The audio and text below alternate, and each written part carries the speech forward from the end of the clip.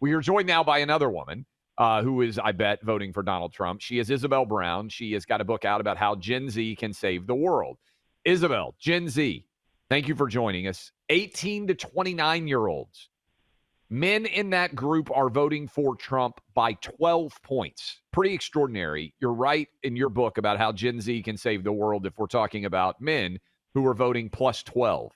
Women, according to the New York Times Sunday, voting plus 38 for Kamala Harris in the 18 to 29-year-old demo. What say you? Do you buy the gender divide being that substantial right now? And thanks for coming on.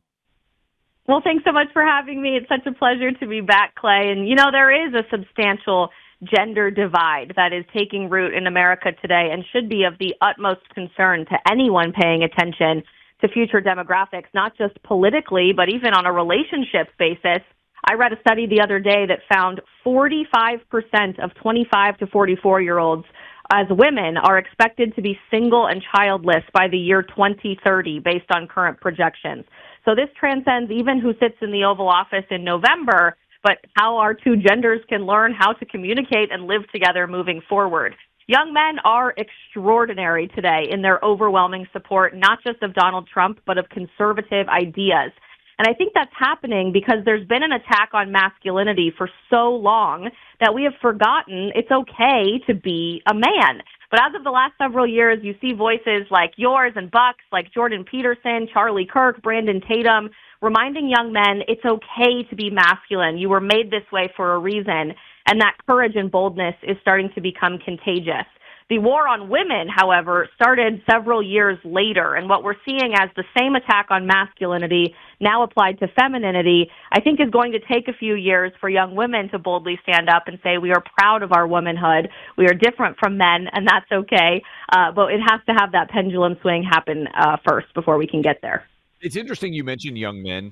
I don't know if I've told this story on the air, but a couple of years ago, I've got 3 boys, so there are constantly kids running through my house playing sports, like the front door, like you can imagine. It's a zoo. We got a basketball court, backyard. There's always games, wiffle ball, everything going on. But one of them said to me, Mr. Clay, he was like, the other day in class, we were having a discussion, and everybody was talking about how men made everything awful. And he said, and I think there's probably, if you have boys, if you ask them about this is a common refrain that boys will sit around and talk about. And one of them just said, I'm 12. Like, I don't get to decide anything. I haven't ever done anything awful. Why am I the cause of everything that is ever evil that has occurred in the history of the country?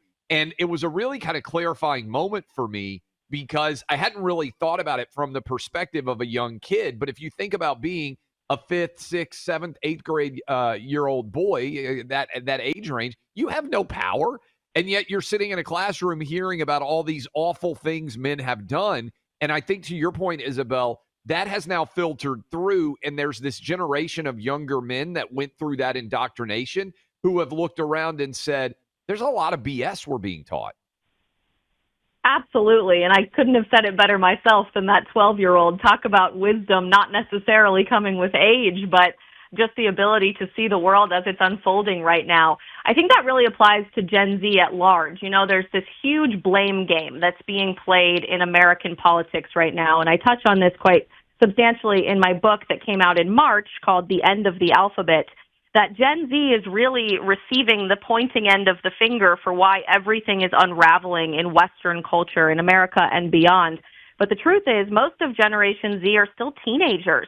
They are, in fact, the targets of a very targeted campaign from people in positions of power in politics and every other lever of American culture that are doing what they can to indoctrinate these teenagers and young adults to believe that women are always going to be in systems of oppression from a patriarchy, that women are going to literally die if they don't vote to enshrine abortion through all 9 months of pregnancy, or even younger children that they should chop their genitals off, not to be crass, but quite literally, in order to be truly affirmed in their identity.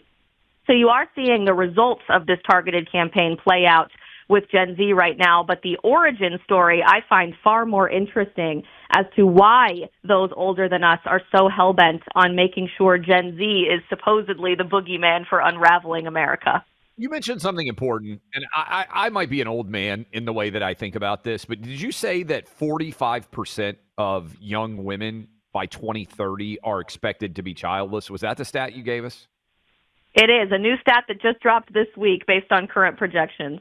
Okay, so I had my, and when I say I had my, I'm not a Democrat. My wife had them, but we had our first child. I was 28 years old. And when I think about the difference between being a young person and being an adult, to me, getting married doesn't make you an adult because you can still live. You just got married, didn't you? Or you're about to get married? I did at the end of June. Yep. Congratulations, Isabel Brown with us, newlywed. So, and I don't know if you found this to be the case, but when we got married, I was 25 years old. I was relatively young. I didn't think that my life changed that much when we got married because we're still in our 20s and we still have a lot of freedom. Even though we're in a union, individually you can still do a lot of things that you want to do. You have a great deal of time, relatively speaking. When I had my first child, when we had our first child, our lives changed tremendously. Kid 2, kid 3, less so, but obviously that is now the focus of our lives. If people don't have children, and I'm not talking about that somehow judging, but it seems to me that there is, even if you get married, a perpetual adolescence which allows you to Mm. believe that whatever you are focused on is the entirety of the world.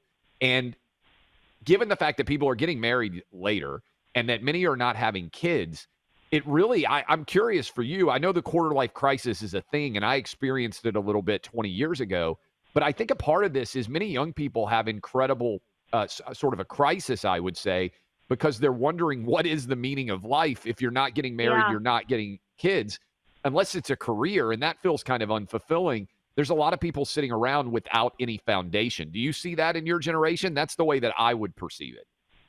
Absolutely. And I love how you phrased that as perpetual adolescence, because I think the really substantial paradigm shift we're seeing in society today is to encourage perpetual selfishness, which is also rooted in adolescence, right? Everyone can remember going back to looking at their teenage years and maybe making a few mistakes in how you talked to your parents or putting yourself first instead of others along the way. That's a universal experience.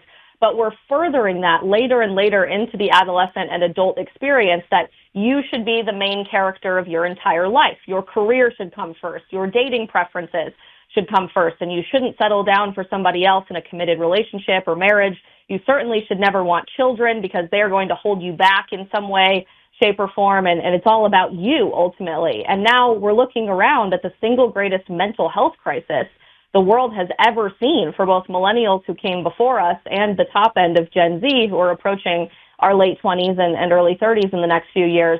And we wonder why. We wonder why we're anxious and depressed and lonely. I think it's because we've seen people in positions of power strategically removing opportunities for growth, for intimacy with others, and for a purpose that's so much bigger than serving ourselves. So while these projections are incredibly worrisome about the future of single childless individuals, ultimately I see a lot of hope because we're watching our culture run through every other avenue and road to chase that could possibly bring you supposed happiness, if only for a temporary time. A career, a friend group, social media, fame, going viral on the internet. But someday people wake up and realize life could have been so much more. And I think people are getting to that conclusion earlier and earlier, which is why, at least anecdotally, everyone in my community, and I realize I'm a bit skewed in a more conservative space based on where I work, everyone is getting married, wanting to have children. There's this desire to revive the American family again, and I'm incredibly hopeful about that. The end of the alphabet. Isabel Brown is our newlywed guest right now. How Gen Z can save America. Okay, last question for you, Isabel. We get a lot of questions from our listeners, moms, grandparents. I love to talk to people like you who are in their 20s that have some semblance of knowledge of what's going on with that age group. How would you encourage parents and grandparents to talk to their daughters in particular, but maybe sons Mm. who are in Gen Z, maybe voting for the first time and are susceptible to the Kamala arguments because it's a vibe, social media, fun based campaign that isn't necessarily focused at all on issues? How would you encourage parents and grandparents, as we come into the start of this new semester and as we move into the really kind of nitty gritty of the campaign, how should they approach their kids and grandkids to have conversations? Such an important question, and I hope everyone is listening when I tell you that this is of the utmost importance. For far too long on the right side of the political aisle, there's been this understanding that we don't need to reach young people while they are young because everyone is kind of liberal in their 20s, and eventually they'll come around. But we are very quickly losing the opportunity to reach Gen Z because of how strategic the left has been. So my biggest piece of advice is not to discount the awareness and the brilliance of your children, even if they are teenagers and young 20-somethings. The experiences that we have gone through as a generation in the last decade or so make us uniquely equipped to answer the questions about our changing world, about how technology and interconnectedness is going to continue changing, but more importantly, why there's such a hollow emptiness right now in culture, because we all intimately feel it, and we are so hungry for meaning, for something more. So feel free to impart some of your wisdom in that process, but just know we already intimately feel the need for greater purpose, greater drive, and reviving the American dream again. We might just need a little bit of guidance on how to get there. Isabel Brown, fantastic. I appreciate the time. Congrats on the new wedding, and I hope you're going to be converting more and more people in the years ahead. I know you got a monster social media following, so we appreciate you coming on with us. Thank you so much for having me. Isabel Brown. By the way, I saw Isabel has 1 million Instagram followers. So again, if you've got kids, grandkids who are not listening to you, you can share some of the things that she is sharing. Maybe she'll connect with them in a way that you yourself are not able to. And I think you'll see on Instagram, for instance, a lot of things that you like from her. I want to tell you, you pay attention to how your savings are invested and growing in value. Now more than ever, it's important to do it. Give yourself knowledge about investing. How many of you out there have curiosity about gold and silver?